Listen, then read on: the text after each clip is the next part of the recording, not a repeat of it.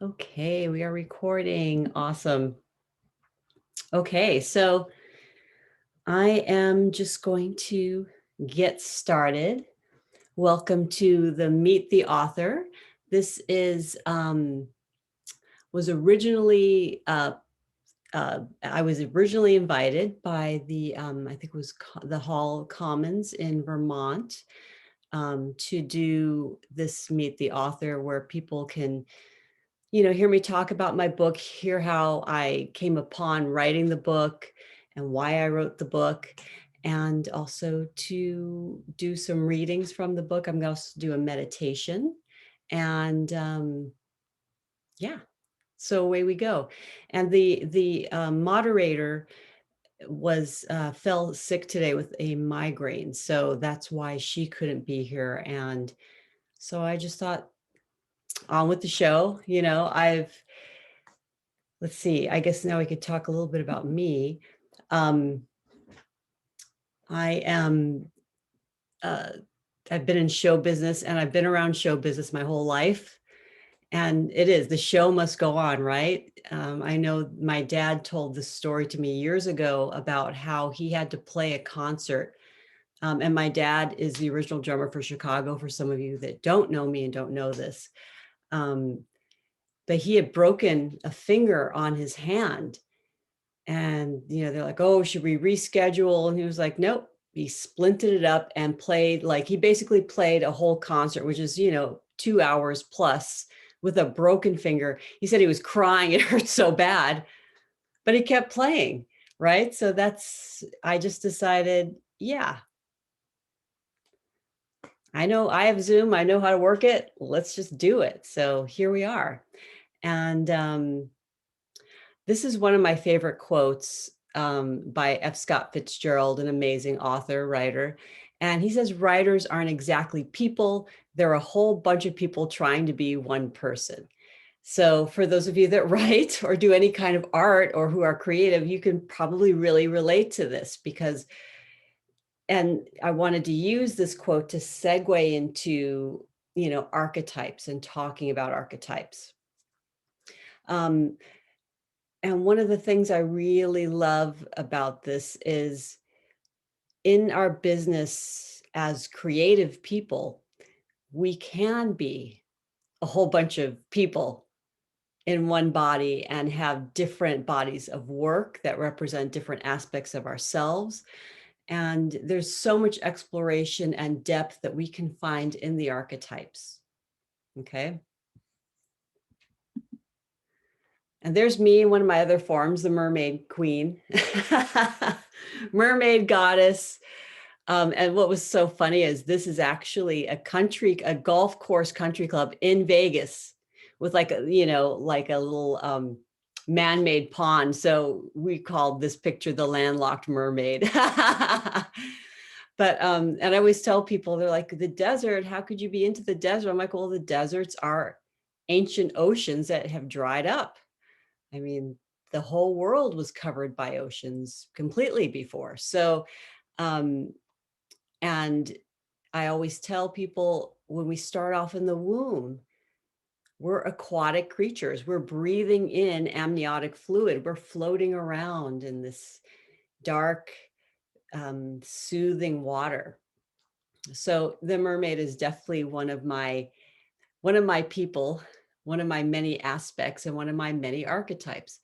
And just like me, within you, there are many different archetypes. And we're going to talk a little bit about how you can start to source those archetypes today. Okay, so I'm going to just talk a little bit about why I wrote this book and how it came to be. So here's the book in its printed form. It's also in Kindle, and I have PDF versions of it. And yeah, we spent the artist, it was Angie Marachka, and she was the person who laid out the print version of the book and the Kindle version of the book, and she designed the cover. And the original cover did not have the wolf on it. And I just felt like, here's this magical woman, like finding her way through this dark forest and she shouldn't be alone, right? I was just like, what does it? So that's when I had a meeting with a friend of mine named Susan. What's her last name? She was affiliated though with a charity for wolves and a wolf rescue. So I was like, oh my gosh, after my meeting with her, I was like, okay, there's the ally to the woman is this wolf. So I had the artist put the wolf in and matched the color of the eyes to her dress. And um I love this cover. Like I said, it took 2 or 3 weeks for us to really decide on the font and how we wanted this woman. But I told the artist, Angie, I said, I want this. I keep in my vision, I see this woman in this beautiful, like plum dress, velvet dress, and she's looking, she's kind of looking over her shoulder and kind of behind her. And again, there's a reason for that. So this woman, this character on this cover is, because the book is called Return to Enchantment. She's not looking at the past, but she is looking at where she's been. And she knows that the light is right up ahead, as we see in this light here kind of coming through the trees. And she also knows that to get to the light, she has to walk through the trees. She has to walk through the forest. And even though it's the unknown, she doesn't know what's in there. This is an adventure, an enchantment, a way of reclaiming magic is not quite the word I'm thinking of, but to rediscover the magic. The magic that we had as children, for example, that, we believed in fairies, we believed in the tooth fairy, Santa Claus, the Easter Bunny, and all of these characters, and we loved fairy tales, and we loved, the Little Mermaid, we loved Peter Pan, Mary Poppins. There's so many different stories and characters in film and literature throughout time, and the myths, of course. Mythology does play a big part in this book. So again, I just want to say something to authors about book covers. Book covers are really important. I've had a lot of people tell me that before they even knew me, they just saw that book cover and were very intrigued by it. So you definitely, like anything, you have to catch somebody's eye, right? It's really important. The visual aspect of being an author is, you're translating your visions into words. And it's a beautiful, when you actually create the cover for your book, it's a beautiful opportunity to further express the vision of your book in the cover. So covers are really important. They'd be like, don't judge a book by its cover. People will definitely judge a book by its cover. It's part of the marketing game, if you want to call it that, but it's also part of the expression of the soul of the book, because the book has its own soul. If you're a painter, if you're a photographer, if you're a songwriter, whatever it is you're creating has a piece of your soul in it. And that is really important. So, okay, the content of this book was actually came out of 2 or 3 different workshops that I did on archetypes and marketing back in 2013, 2014, and maybe even one in 2012. I think I did a course that year called Sales and Soul. So after I had taught those classes for a couple of years to about 50 or 60 different people, and I also had at that point different copywriting clients, I was able to put together a book that I thought entrepreneurs really needed. And I felt like a lot of the books that were out there about marketing were very trendy, like do this on Facebook, do this, do that, do Twitter. And now that we see this landscape of social media and technology and how fast everything changes, those books are already out of date. They're giving advice that is very outdated. There's certain like sales systems where people talk about funnels and X and this and that. And there, not to say that there isn't any usable information in there. It's just all of that changes every year, that advice, because as people become more savvy to types of marketing, they're not going to buy it because it's like they could feel that you are marketing to them, you're selling to them, you're not inviting them into a world, inviting them into a space of creativity, a space of self-expression. So this book is designed to help you express yourself through your marketing and through whatever art form you're using. Okay. So I took these different classes and I compiled all the content and, made an outline of chapters. And I was asked to be in a mastermind with a woman who claimed you could write your book in a month. I was like, that's a pretty big claim, but I'll sign up for that. Why not? And so I signed up for her mastermind, and I did indeed. I wrote this book, the first version of this book, in like 6 weeks. And it was a mess. And so I took about a year after that mastermind to rewrite it, to submit it to beta readers and have people give me comments and all of that jazz. And I did an Indiegogo campaign to actually raise the money to finally hire the person who would do the book cover, who would create this beautiful formatting and do it all for me. Because I had no idea how to do it. So that's a story of why I wrote this book and how it came to be. So if you are someone who has created any kind of content, maybe you've written a lot of blogs, or you've, and like I can see Colleen here, she's a amazing photographer, artist. And so has many years of compiled creativity. So what you can do is, begin to look at your work and go, who am I now? And what am I expressing through this work? And how can this work affect other people, change their lives? Because that's what art does. Art is meant to transform. Okay, so I'm going to read a bit from the book. And I'm just checking time here. Awesome. So I am going to start with page 20. So this is after the introduction, or maybe this is part of the introduction.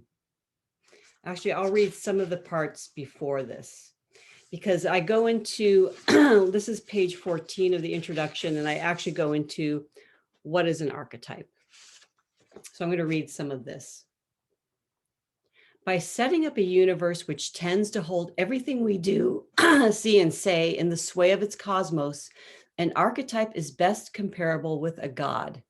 And that's a quote by James Hillman, who was a student of C.G. Jung's and was the father of archetypal psychology as we know it today. Jung defines his collective unconscious as factors and motifs that arrange the psychic elements into certain images in such a way that they can be recognized only from the effects they produce. An archetype contains mythological motifs or images that function on an invisible unconscious level. Cultural and personal experiences transform archetypal ideas and images into external phenomena. And this is another quote by Jung. All the most powerful ideas in history go back to archetypes. This is particularly true of religious ideas, but the central concepts of science, philosophy, and ethics are no exception to this rule. In their present form, they are variants of archetypal ideas created by consciously applying and adapting these ideas to reality. For it is the function of consciousness not only to recognize and assimilate the external world through the gateway of the senses, but to translate into visible reality the world within us. That's the Collected Works, number 8. Okay, now back to my words. Archetypes are an invitation into possibility. They are not set in stone. They are the spark of a conversation, not the end of the line. Think of an archetype as the blueprint or skeletal structure that supports your diverse and beautiful outer persona. Stereotypes are not archetypes. A stereotype is not a sustaining, life-giving image. It's stuck and concretized. Stereotypes are oversimplified and exaggerated images that have no healing potential or depth. For example, if you say, I am Aphrodite, and feel a surge of delight in your own sensuality, you invite that archetype to infuse your being. However, a woman who acts and dresses like a sex kitten and is called a slut is caught in a stereotype, especially if she believes those words about herself. From the archetypal psychological perspective, a branch of depth psychology founded by James Hillman, each mythological figure represents a piece of the human psyche. For example, Yemaya is known as a nurturer gift giver, in particular, the gift of childbearing and fertility. And she's the preserver of family harmony. But this is superficial. To reach the depths of who and what she is, we must allow her image to come to life. She is not just mother, mermaid, or ocean, womb, or tomb. She is multidimensional. According to Hillman, the human psyche is also a whole that contains multiplicities. Archetypal images have a life of their own and can be addressed on their own terms. When archetypes are encountered, the numinous is experienced. Okay, so I'm going to jump forward to this chapter I was originally going to start with. But yeah, so I feel like I wanted to give you a deeper sense of what the archetypes are before moving forward. So this chapter is called Soul Work is Alchemical, Gathering Your Prima Materia. And this is a quote from Heraclitus. If you went in search of it, you would not find the boundaries of the soul, though you traveled every road. So deep is its measure. To dive into the depths is to enter the realm of soul. When we talk about work, career, and livelihood, we are talking about soul and action in the world.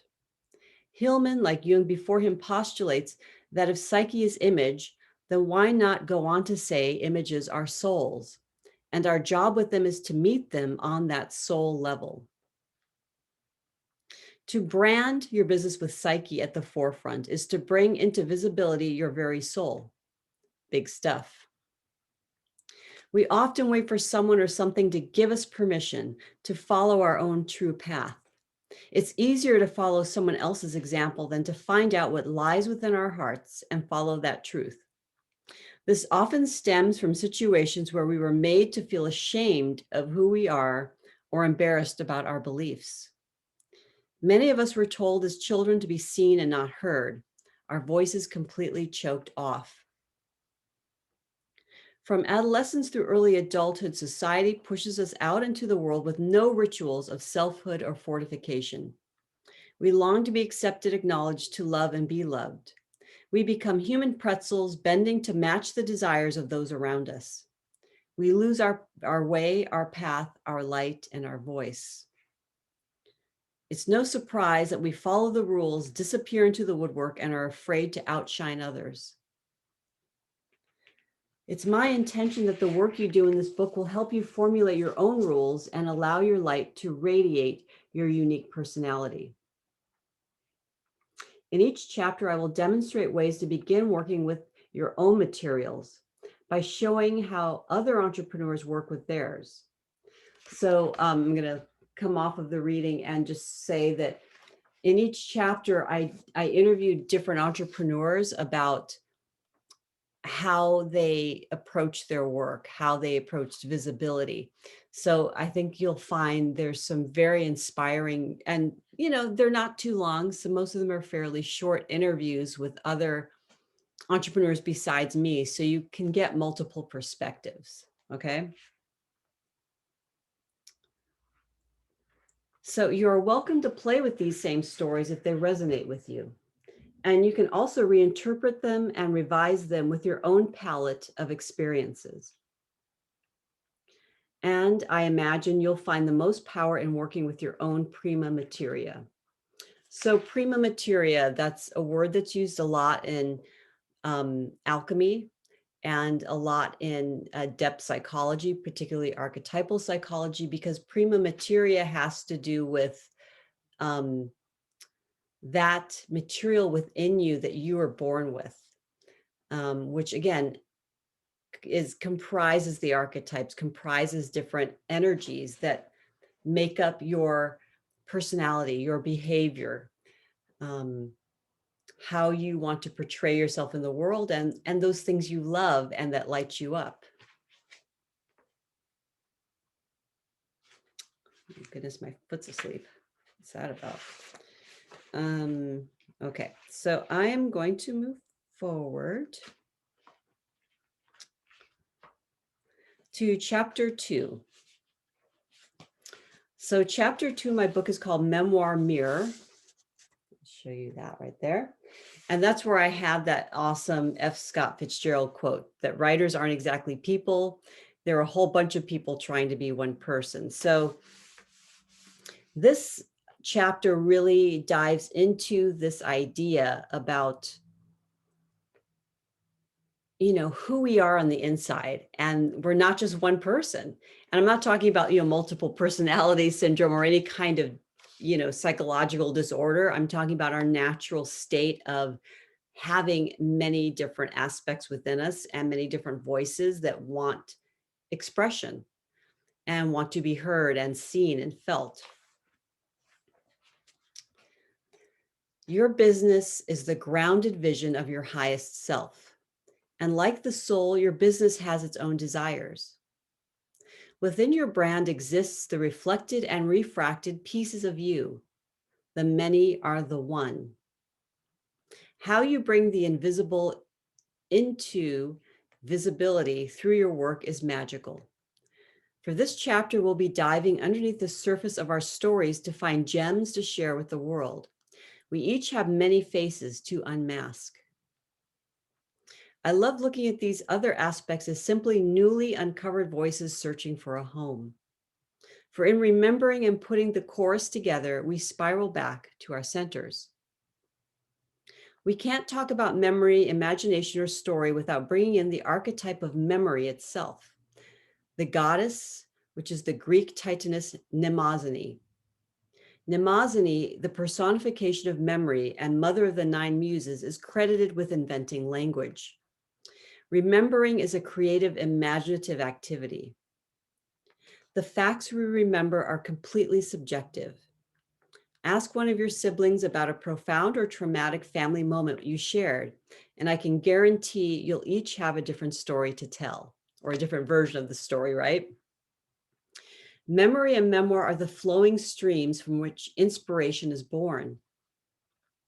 Who hasn't sat next to a babbling brook and heard the voices of the 9 muses? Or the birds singing lulling us back into a time of innocence, grace, and sweetness. Wishing wells and holy springs are the homes of elementals, fays, and guardian angels. If you've been to Celtic countries and seen pieces of cloth and ribbon tied to trees next to sacred springs and wells, you've seen the work of Mnemosyne. Think of goddess memory in this deeper, more complex way, instead of as simple memorization by rote. The number of muses, the daughters of Mnemosyne, is significant as well. 9 is a cosmic number related to the crone, hermit, or mystical sage. It also represents the number of months that it takes to gestate a child in the womb. The 9 muses are tributaries that flow from the great river, Mother Mnemosyne. Okay. Mnemosyne memory itself is likened to the water element. In fact, initiates of the Orphic mysteries were directed to drink from a pool of water that was Mnemosyne memory instead of the river Lethe, which means forgetfulness. Water reflects, and clear or murky can be seen through. Water refracts light like a mirror. When the sun hits the waves of the ocean, its light shatters into sparkling pieces, displaying unity in diversity. Mirrors are physical representations of water in sacred esoteric magic. Magical beings use bowls of water and mirrors to view the past, present, and future. When they relax and focus their gaze gently on a bowl of water or a blacked out, non-reflective mirror, oracular images appear. Likewise, as you work with your brand in this chapter, you'll begin to see how it connects to both your memories of the past and its future incarnation. The brand reaches backwards as it stretches out in the front of you, directing the course of your business. Memoir is similar. It expresses a telos, a view of the future within the past and the past within the future. We can enter another's story through a shard of time, a splinter of their life. That minuscule piece tells us much as if we had read their whole biography in chronological order. One moment can define a whole life experience. Because we often see ourselves reflected back through others' stories, there is no more potent way to learn about our inner life. So that's the beginning of chapter 2. And let's see here. Okay, I'm going to read a section about the goddess Athena, but I'm going to have a sip of water first. Oh.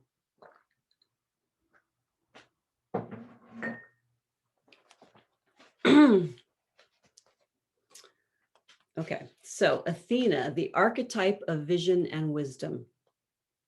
Athena is an Olympian goddess, the daughter of Zeus and Metis. The Greek word metis means cunning and magical wisdom. Her animal totem is the owl, the bird that can see into the darkness and knows exactly where to go and what to do. The wise owl can be connected to our intuitive wisdom, the insight that comes from within. I think it is interesting that our third eye chakra, right there, is named Ajna, which means command.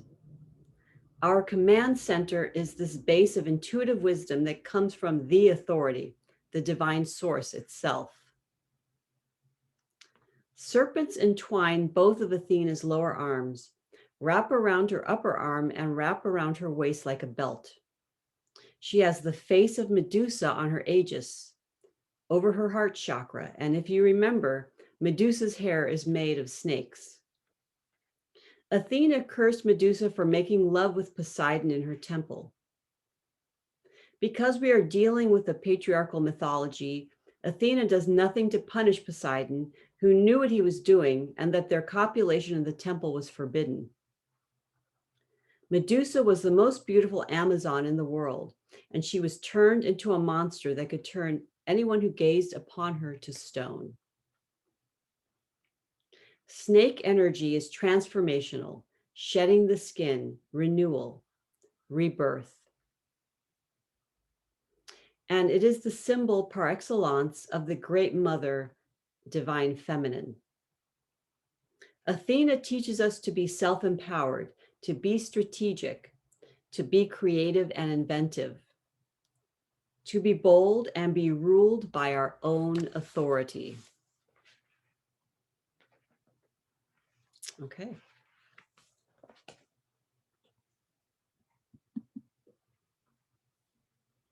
So I'm going to walk you through a quick meditation. Well, it might not be that quick. It might be more like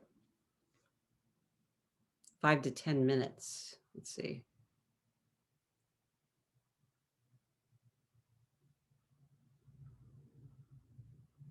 Okay. So what I love about this, so in every chapter of the book, there is a meditation, and there's also different exercises to do with your chakras and breath work. So each chapter is meant to help you embody a different aspect of yourself and begin to embody these different archetypes so you can see how it feels to walk in those shoes and to work with the archetypes. Again, you know, we're never just one archetype. We're never just an Aphrodite or just an Athena or just an Artemis or a Tara or a Kuan Yin. You know, there are a multitude of archetypes and gods and goddesses living within us. And to me, it feels really beautiful and organic to address them all. And not to say that you're going to do it all at once, but you know, you may find as you're reading the book, oh, I'm really attracted to this one archetype, and you might stay in there for a while and play with that. And then maybe you go on into, you know, read a different chapter that sounds intriguing to you. So what I usually suggest to people is to read the introduction first, and then maybe kind of page through the other chapters and go, oh, this is intriguing to me. Because what you're drawn to is often what you need to learn. It's often what you are resonating with at the moment and expressing within your own soul. So that being said, I'm going to describe the meditation. So it's called Unmask and Personify the Faces of Your Brand. So think Madonna, Angelina Jolie, Meryl Streep. They are actors who can wear many different masks naturally. Each person is valued equally as a unique expression of the self. I'm sorry, each persona is valued equally as a unique expression of the self. For this chapter, I'd like you to meet 3 to 7 different beings who are living inside your imagination. Some may wish to be a part of your mythic brand or may have been incorporated already. If you don't reach 7 or happen to meet more, no problem. The object of this imaginative play is to unmask the personas calling out to you for attention in the here and now. So I'm going to read about the 7 figures that came forward for me the first time I did this. The first one was, I described her as beautiful, elegant young woman, saucy, sassy pants personality, singer for a rock band. She wants me to have a mermaid rock band and be in the front. She likes being in the spotlight. The next personality that came out was the naked mermaid named Sandrine, who's an erotica writer who was once a stripper and a proud nymphomaniac.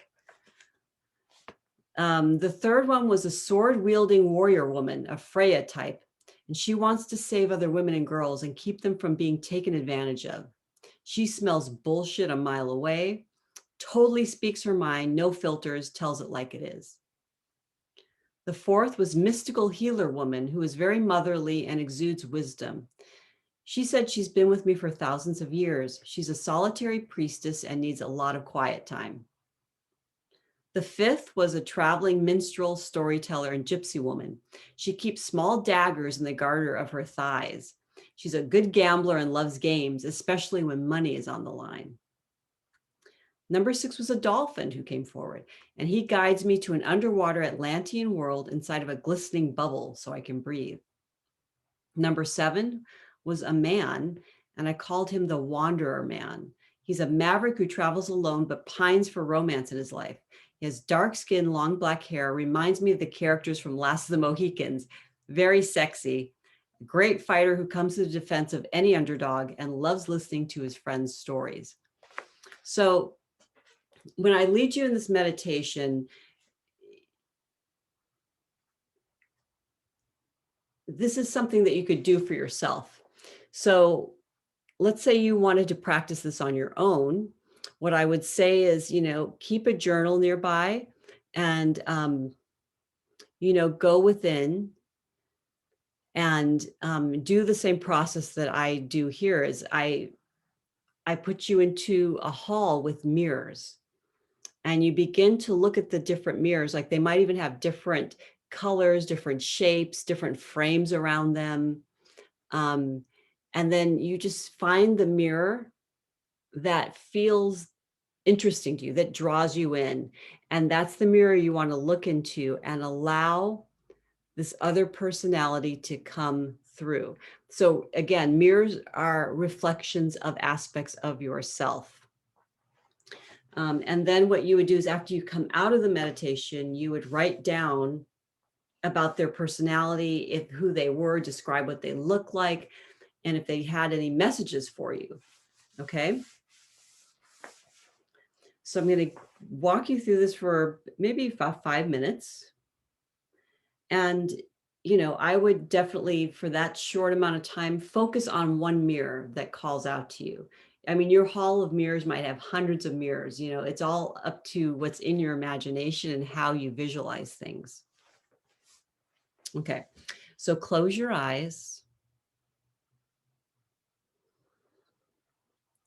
taking nice, slow, deep breaths deep into the pelvis, deep into your abdomen.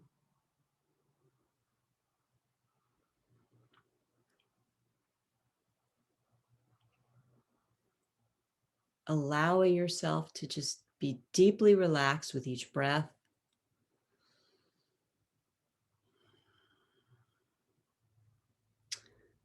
Feeling the air all around you, on your face, on your hands.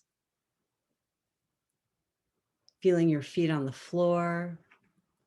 Feeling completely supported by the floor, by the chair you're sitting in, by the bed you're laying on.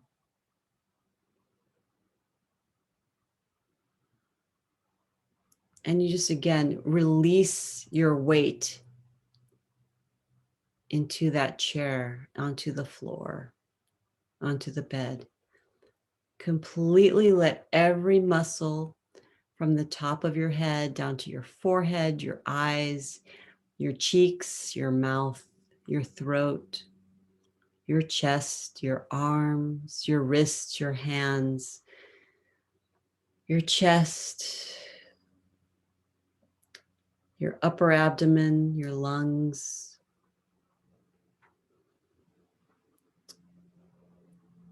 your stomach, the whole entire back of your body, the hips, the legs, the front and the back, the ankles and the feet, and each and every toe. Feel it wash through with relaxation.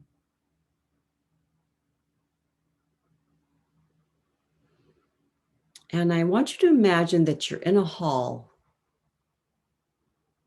and it's lined with mirrors of every shape and size, colors, different kinds of frames. Each mirror is decorated differently. Some are ornate and some plain, with every variation in between. Choose one that appeals to you, that calls out to you, and stand in front of it. And just as you gaze into the mirror, you see your reflection.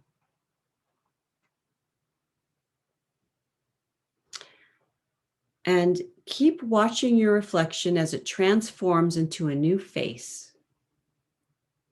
Have a dialogue with this new face as if with an old friend. And spend some time here.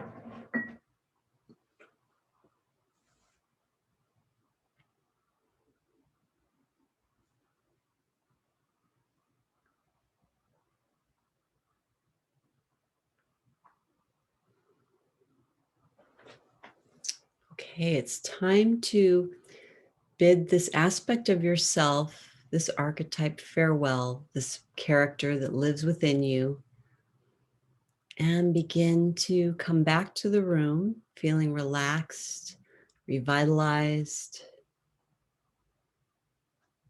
and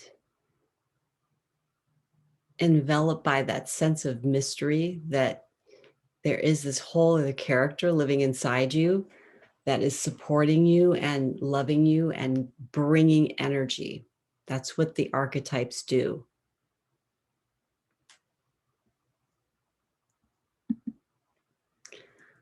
Okay, so I'm going to open this up for Q&A, and I also wanted to, if you want to tell us at all about your journey in the meditation, you may. But I know it can be very personal, so I totally respect if you don't feel like sharing. But if you do, you can unmute yourself and tell us all about your experience.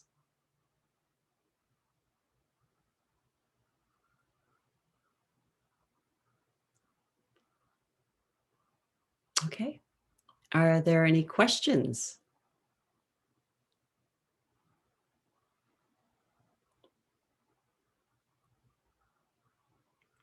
Go ahead and unmute yourself if you need to ask a question. And you can always reach me over email, over Facebook as well. You can send me a message, and I'll give you that information on the next screen. Colleen, could you figure out how to unmute yourself? I did.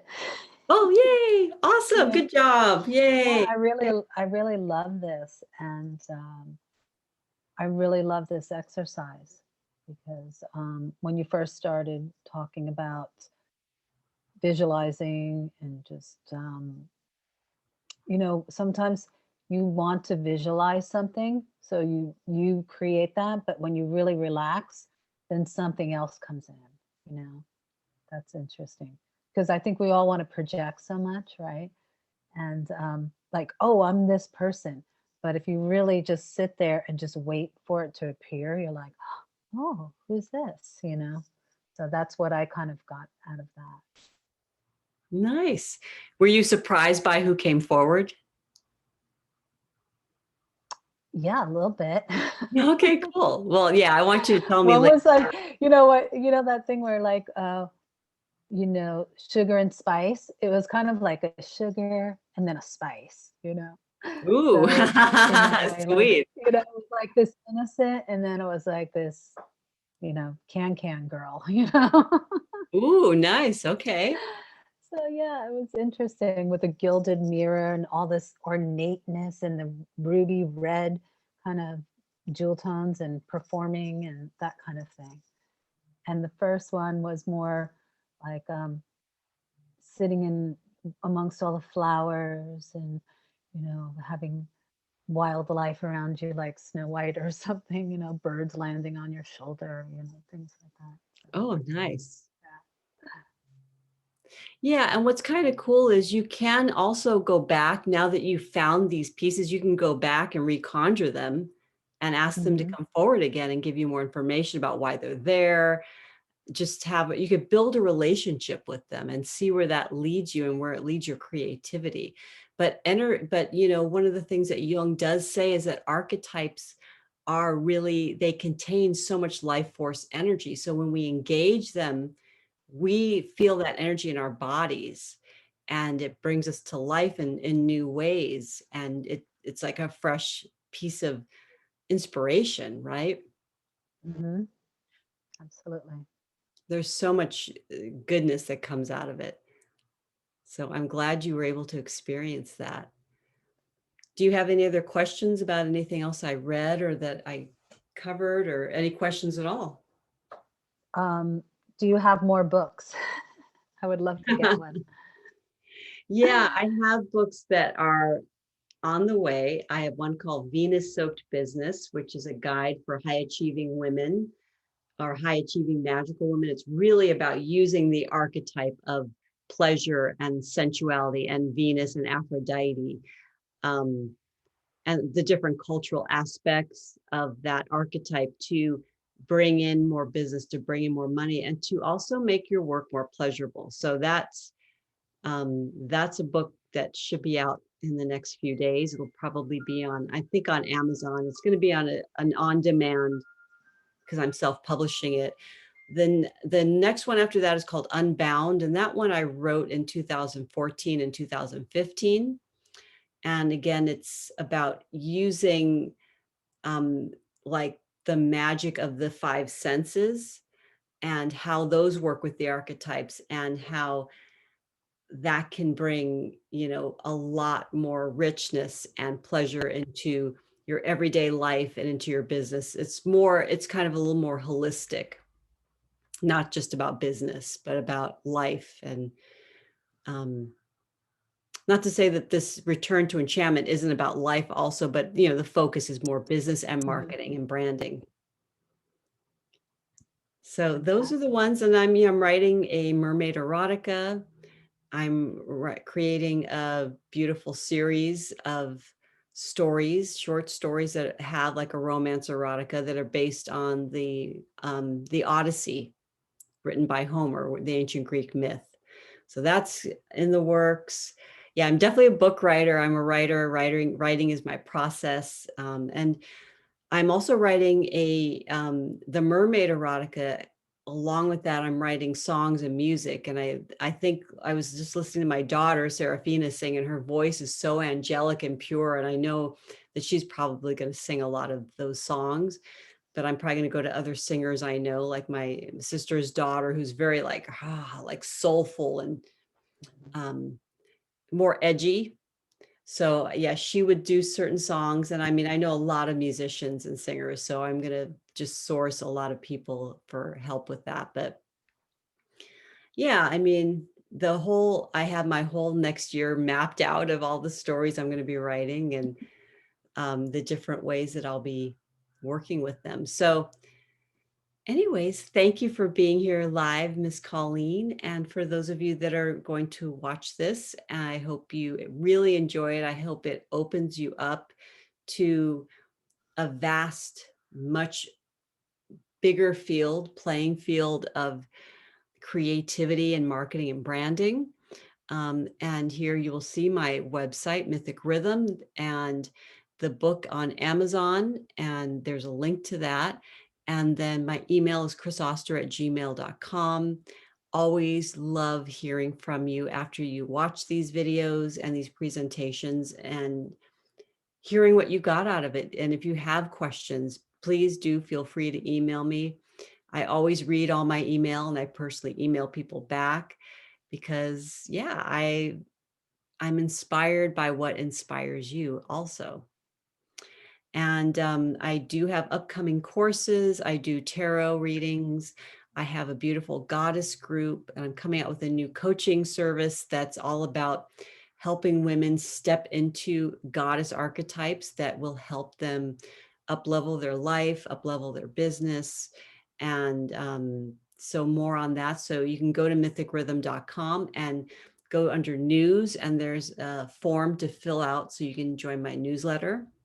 And I look forward to, I'm going to be doing a lot more of these. I'm pitching myself to all kinds of people and putting myself out there, and trying to help as many people as I can really create businesses and lives that light them up, that feel pleasurable.